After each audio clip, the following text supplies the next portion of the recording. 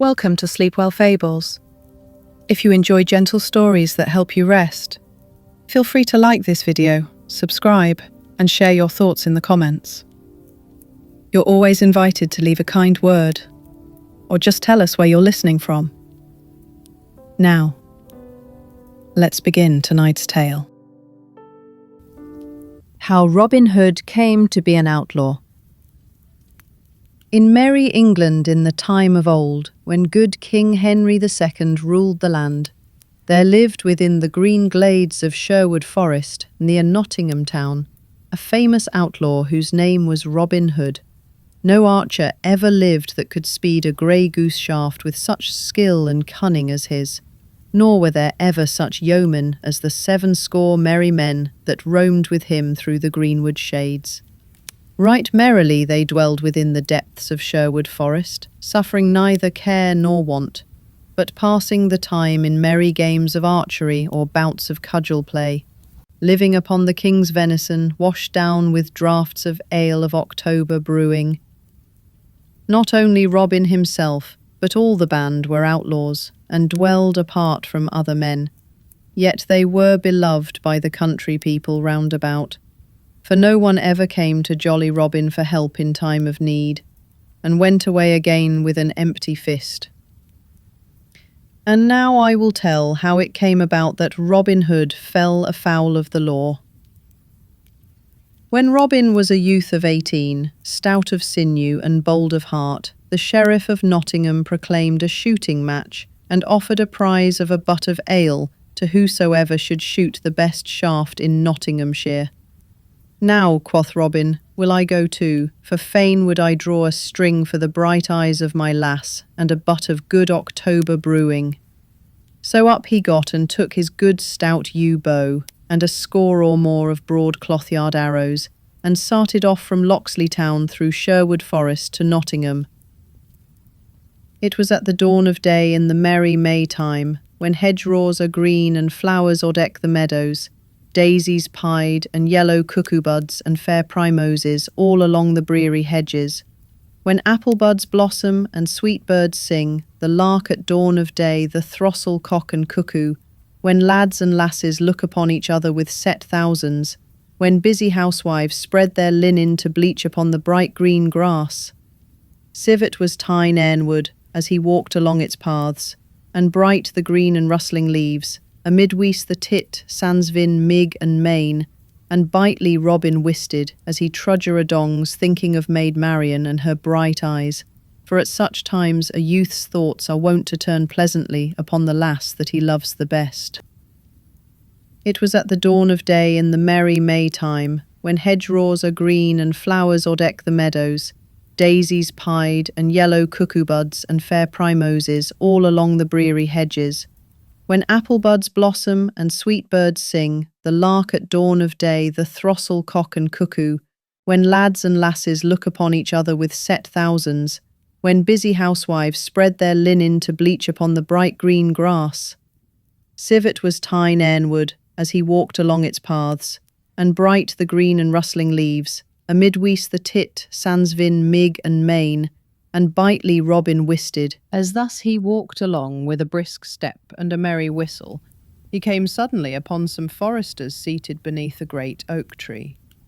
15 there were in all, making themselves merry with feasting and drinking as they sat around a huge pasty, to which each man helped himself, thrusting his hands into the pie, and washing down that which they ate with great horns of ale which they drew, all foaming, from a barrel that stood nigh.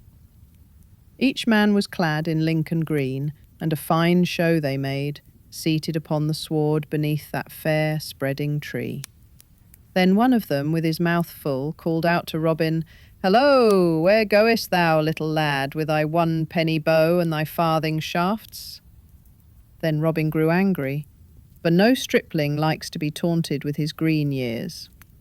"Now," quoth he, "my bow and eke mine arrows are as good as shine, and moreover, I go to the shooting match at Nottingham town, which same has been proclaimed by our good Sheriff of Nottinghamshire. There I will shoot with other stout yeomen, for a prize has been offered of a fine butt of ale." Then one who held a horn of ale in his hand said, Ho, listen to the lad. Why, boy, thy mother's milk is yet scarce dry upon thy lips, and yet thou pratest of standing up with good stout men at Nottingham butts, thou who art scarce able to draw one string of a 2-stone bow. Till hold the best of you 20 marks, quoth bold Robin, that I hit the clout at 60 rods by the good help of Our Lady fair. At this all laughed aloud, and one said, Well boasted, thou fair infant, well boasted, and well thou knowest that no target is nigh to make good thy wager. And another cried, He will be taking ale with his milk next. At this Robin grew right mad. Hark ye, said he, yonder at the glade's end I see a herd of deer, even more than 60 rods distant. I'll hold you 20 marks that by leave of Our Lady I cause the best heart among them to die. Now done, cried he who had spoken first, and here are 20 marks. I wager that thou causest no beast to die, with or without the aid of Our Lady. Then Robin took his good yew bow in his hand, and placing the tip at his instep, he strung it right deftly. Then he knocked a broad cloth-yard arrow, and raising the bow, drew the grey goose feather to his ear. The next moment the bowstring rang, and the arrow sped down the glade, as a sparrow-hawk skims in a northern wind. High leaped the noblest heart of all the herd, only to fall dead, reddening the green path with his heart's blood. It were 300 pounds. Ha! cried Robin. How likest thou that shot, good fellow? I wot the wager were mine, and the wager was more angry than all. Then all the foresters were filled with rage, and he who had spoken the first and had lost. Nay, cried he, the wager is none of thine, and get thee gone straightway, or by all the saints of heaven I'll baste thy sides until thou wilt ne'er be able to walk again. Knowest thou not, said another, that thou hast killed the king's deer, and by the laws of our gracious lord and sovereign King Harry, thine ears should be shaven close to thy head? Catch him, cried a third. Nay, said a fourth, let him e'en go because of his tender years. Never a word said Robin Hood, but he looked at the foresters with a grim face. Then, turning on his heel, strode away from them down the forest glade. But his heart was bitterly angry, for his blood was hot and youthful and prone to boil. Now well would it have been for him who had first spoken, had he left Robin Hood alone. But his anger was hot, both because the youth had gotten the better of him, and because of the deep draughts of ale that he had been quaffing. So of a sudden, without any warning, he sprang to his feet and seized upon his bow and fitted it to a shaft. Cried he, and I'll hurry thee anon, and he sent the arrow whistling after Robin. It was well for Robin Hood that that same forester's head was spinning with ale, or else he would never have taken another step. As it was, the arrow whistled within 3 inches of his head. Then he turned around and quickly drew his own bow and sent an arrow back in return. "Ye said I was no archer," cried he aloud, "but say so now again." The shaft flew straight. The archer fell forward with a cry and lay on his face upon the ground, his arrows rattling about him from out of his quiver, the grey goose shaft wet with his heart's blood. Then, before the others could gather their wits about them, Robin Hood was gone into the depths of the greenwood. Some started after him, but not with much heart, for each feared to suffer the death of his fellow. So presently they all came and lifted the dead man up and bore him away to Nottingham town. Meanwhile Robin Hood ran through the greenwood. Gone was all the joy and brightness from everything, for his heart was sick within him, and it was borne in upon his soul that he had slain a man. "Alas," cried he, "thou hast found me an archer that will make thy wife to ring. I would that thou hadst ne'er said one word to me, or that I had never passed thy way, or e'en that my right forefinger had been stricken off ere that this had happened. In haste I smote, but grieve I sore at leisure." And then, even in his trouble, he remembered the old saw that what is done, and the egg cracked cannot be cured. And so he came to dwell in the greenwood that was to be his home for many a year to come, never again to see the happy days with the lads and lasses of sweet Locksley town. for he was outlawed, not only because he had killed a man, but also because he had poached upon the king's deer, and £200 were set upon his head as a reward for whoever would bring him to the court of the king. Now the Sheriff of Nottingham swore that he himself would bring this knave Robin Hood to justice, and for two reasons. First, because he wanted the £200, and next, because the forester that Robin Hood had killed was of kin to him. But Robin Hood lay hidden in Sherwood Forest for 1 year, and in that time there gathered around him many others like himself, cast out from other folk for this cause and for that. Some had shot deer in hungry winter time, when they could get no other food, and had been seen in the act by the foresters, but had escaped, thus saving their ears. Some had been turned out of their inheritance, that their farms might be added to the king's lands in Sherwood Forest. Some had been despoiled by a great baron, or a rich abbot, or a powerful esquire, and for one cause or another had come to Sherwood to escape wrong and oppression. So in all that year 50 or more good stout yeomen gathered about Robin Hood, and chose him to be their leader and chief. Then they vowed that even as they themselves has and spoiled, they would despoil their oppressors, whether baron, abbot, knight or squine, and that from each they would take that which had been wrung from the poor, by unjusted and land rents, or in wrongfulness tacked to the poor folk. They would give a helping hand in an ixton's trouble, and would return to them that which had been unjustly taken from them, both so that they swore never to harm them, not to wrong a woman, be she maid, wife, or widen money. After a while, when the people and to find that no harm was meant to them, and as money or food came in time of want many a poor family, they came to praise Robin and his merry. Up rose Robin Hood one merry morn, when all the birds were singing blithely among the leaves, and up rose all his merry men, each fellow washing his head and hands in the cold brown brook that leapt laughing from stone to stone. Then said Robin, "For 14 days have we seen no sport, so now I will go abroad to seek adventures forthwith. But tarry ye, my merry men all, here in the greenwood. Only see that ye mind well my call. 3 blasts upon the bugle horn I will blow in my hour of need. Then come quickly, for I shall want your aid." So saying, he strode away through the leafy forest glades until he had come to the verge of Sherwood. There he wandered for a long time, through highway and byway, through dingly dell and forest skirts.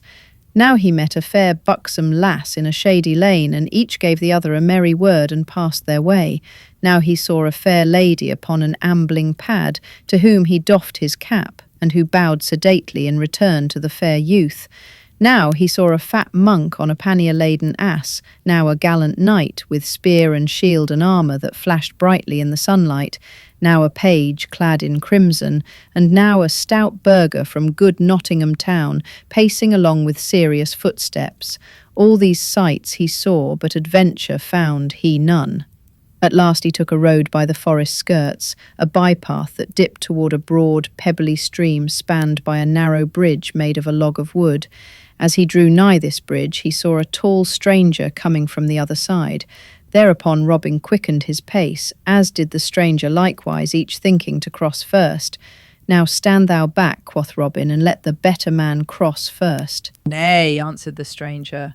"Then stand back, shine own self, for the better man I wet am I." "That will we presently see," quoth Robin. "And meanwhile stand thou where thou art, or else by the bright brow of Saint Elfrida I will show thee right good Nottingham play, with a cloth-yard shaft betwixt thy ribs." "Now," quoth the stranger, "I will tan thy hide till it be as many colours as a beggar's cloak, if thou darest so much as touch a string of that same bow that thou holdest in thy hands." "Thou pratest like an ass," said Robin, "for I could send this shaft clean through thy proud heart before a curtal friar could say grace over a roast goose at Michaelmastide." "And thou pratest like a coward," answered the stranger, "for thou standest there with a good yew bow to shoot at my heart, while I have naught in my hand but a plain blackthorn staff wherewith to meet thee." "Now," quoth Robin, "by the faith of my heart, never have I had a coward's name in all my life be ere.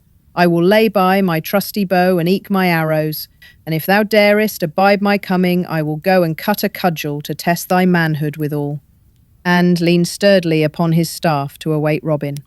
Ay, marry, that will abide thy coming, and joyously too, quoth the stranger.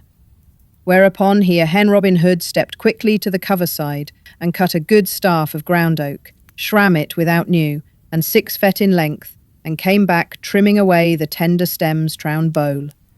The stranger waited for him, leaning upon his staff and whistling as he gas it no frere.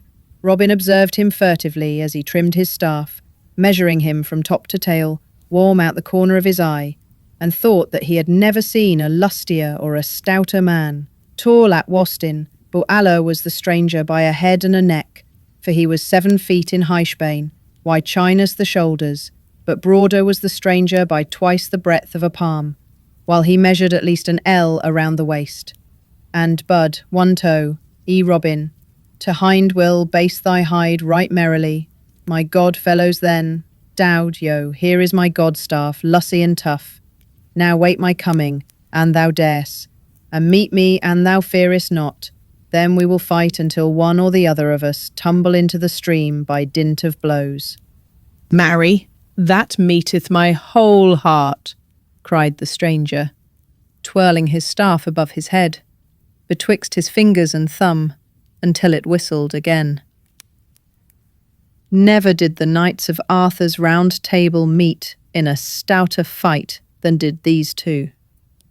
In a moment Robin stepped quickly upon the bridge where the stranger stood. First he made a feint, and then delivered a blow at the stranger's head that, had it met its mark, would have tumbled him speedily into the water. But the stranger turned the blow right deftly, and in return gave one as stout, which Robin also turned as the stranger had done. So they stood, each in his place, neither moving a finger's breadth back, for 1 good hour. And many blows were given and received by each in that time, till here and there were sore bones and bumps, yet neither thought of crying, "Enough!" nor seemed likely to fall from off the bridge. Now and then they stopped to rest, and each thought that he never had seen in all his life before such a hand at quarterstaff. At last Robin gave the stranger a blow upon the ribs that made his jacket smoke like a damp straw thatch in the sun. So shrewd was the stroke that the stranger came within a hair's breadth of falling off the bridge, but he regained himself right quickly and, by a dexterous blow, gave Robin a crack on the crown that caused the blood to flow. Then Robin grew mad with anger, and smote with all his might at the other, but the stranger warded the blow, and once again thwacked Robin, and this time so fairly that he fell heels over head into the water, as the queen pin falls in a game of bowls. "And where art thou now, my good lad?" shouted the stranger, roaring with laughter. "Oh, in the flood, and floating adown with the tide," cried Robin, nor could he forbear laughing himself at his sorry plight. Then, gaining his feet, he waded to the bank, the little fish speeding hither and thither, all frightened at his splashing. "Give me thy hand," cried he, when he had reached the bank. "I must needs own thou art a brave and a sturdy soul, and withal a good stout stroke with the cudgels. By this and by that, my head hummeth like to a hive of bees on a hot June day." Then he clapped his horn to his lips, and winded a blast that went echoing sweetly down the forest paths. "Ay, marry," quoth he again, "thou art a tall lad, and eke a brave one, for ne'er, I bow, is there a man betwixt here and Canterbury town could do the like to me that thou hast done." "And thou," quoth the stranger laughing, "take—" "Why, marry," answered jolly Robin, "yon stout fellow hath tumbled me neck and crop into the water, and hath given me a drubbing beside. Then shall he not go without a ducking and eke a drubbing himself, cried Will Stutely. Have at him, lads. Then Will and a score of yeomen leapt upon the stranger, but though they sprang quickly they found him ready, and felt him strike right and left with his stout staff, so that, though he went down with press of numbers, some of them rubbed cracked crowns before he was overcome. Lay, forbear, cried Robin, laughing until his sore sides ached again. He is a right good man and true, and no harm shall befall him. Now hark ye, good youth, wilt thou stay with me and be one of my band? 3 suits of Lincoln green shalt thou have each year, beside 40 marks in fee, and share with us whatsoever good shall befall us. Thou shalt eat sweet venison and quaff the stoutest ale, and mine own good right-hand man shalt thou be, for never did I see such a cudgel player in all my life before. Speak, wilt thou be one of my good merry men? That know I not, quoth the stranger surlily, for he was angry at being so tumbled about. If ye handle yew bow and apple shaft no better than ye do oaken cudgel, I wot ye are not fit to be called yeomen in my country. But if there be any man here that can shoot a better shaft than I, then will I bethink me of joining with you. Now, by my faith, said Robin, thou art a right saucy varlet, sirrah. Yet I will stoop to thee as I never stooped to man before. Good Stutely, cut thou a fair white piece of bark 4 fingers in breadth, and set it 80 yards distant on yonder oak.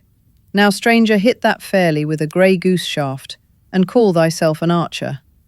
Ay, marry, that will I, answered he. Give me a good stout bow and a fair broad arrow, and if I hit it not, strip me and beat me blue with bowstrings. Then he chose the stoutest bow among them all, next to Robin's own, and a straight grey goose shaft, well feathered and smooth, and stepping to the mark, while all the band, sitting or lying upon the greensward, watched to see him shoot, he drew the arrow to his cheek, and loosed the shaft right deftly, sending it so straight down the path, that it clove the mark in the very centre.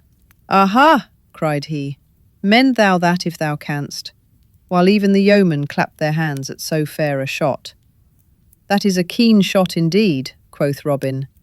Mend it I cannot, but mar it I may, perhaps. Then taking up his own good stout bow, and nocking an arrow with care, he shot with his very greatest skill. Straight flew the arrow, and so true that it lit fairly upon the stranger's shaft, and split it into splinters.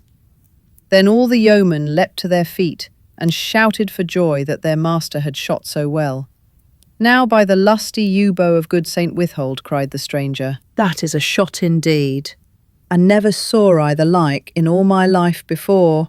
Now truly will I be thy man henceforth and for aye. Good Adam Bell was a fair shot, but never shot he so. Then have I gained a right good man this day, quoth jolly Robin. What name goest thou by, good fellow? Men call me John Little, whence I came, answered the stranger. Then Will Stutely, who loved a good jest, spoke up. Nay, fair little stranger, said he, I like not thy name, and fain would I have it otherwise. Little art thou indeed, and small of bone and sinew. Therefore shalt thou be christened Little John, and I will be thy godfather. Then Robin Hood and all his band laughed aloud until the stranger began to grow angry. An thou make a jest of me, quoth he to Will Stutely, thou wilt have sore bones, and little pay, and that in short season. Nay, good friend, said Robin Hood, bottle thine anger, for the name fitteth thee well. Little John shall thou be called henceforth, and Little John shall it be. So come, my merry men, we will prepare a christening feast for this fair infant. So turning their backs upon the stream, they plunged into the forest once more, through which they traced their steps till they reached the spot where they dwelled in the depths of the woodland. There had they built huts of bark and branches of trees, and made couches of sweet rushes, spread over with skins of fallow deer. Here stood a great oak tree, with branches spreading broadly around, beneath which was a seat of green moss, where Robin Hood was wont to sit at feast and at merrymaking, with his stout men about him. Here they found the rest of the band, some of whom had come in with a brace of fat does. Then they all built great fires, and after a time roasted the does and broached a barrel of humming ale. Then when the feast was ready, they all sat down, but Robin placed Little John at his right hand, for he was henceforth to be the second in the band. Then when the feast was done, Will Stutely spoke up. "It is now time, I ween, to christen our bonny babe. Is it not so, merry boys?" And "Aye, aye," cried all, laughing till the woods echoed with their mirth. "Then 7 sponsors shall we have," quoth Will Stutely, and hunting among all the band, he chose the 7 stoutest men of them all. "Now, by St. Dunstan," cried Little John, springing to his feet, "more than one of you shall rue it, an you lay finger upon me." But without a word they all ran upon him at once, seizing him by his legs and arms, and holding him tightly in spite of his struggles. And they bore him forth, while all stood around to see the sport. Then one came forward who had been chosen to play the priest, because he had a bald crown, and in his hand he carried a brimming pot of ale. "Now, who bringeth this babe?" asked he, right soberly. "That do I," answered Will Stutely. "And what name callest thou him?" "Little John call I him." "Now, Little John," quoth the mock priest, "thou hast not lived heretofore, but only got thee along through the world, but henceforth thou wilt live indeed. When thou liv'st not, thou wast called John Little, but now that thou dost live indeed, Little John shalt thou be called, so christen I thee." And at these last words he emptied the pot of ale upon Little John's head. Then all shouted with laughter as they saw the good brown ale stream over Little John's beard and trickle from his nose and chin, while his eyes blinked with the smart of it. At first he was of a mind to be angry, but found he could not because the others were so merry. So he too laughed with the rest. Then Robin took this sweet pretty babe, clothed him all anew from top to toe in Lincoln green, and gave him a good stout bow, and so made him a member of the merry band. And thus it was that Robin Hood became outlawed. Thus a band of merry companions gathered about him, and thus he gained his right-hand man, Little John. We hope you enjoyed tonight's story, and as always, sleep well, my friends.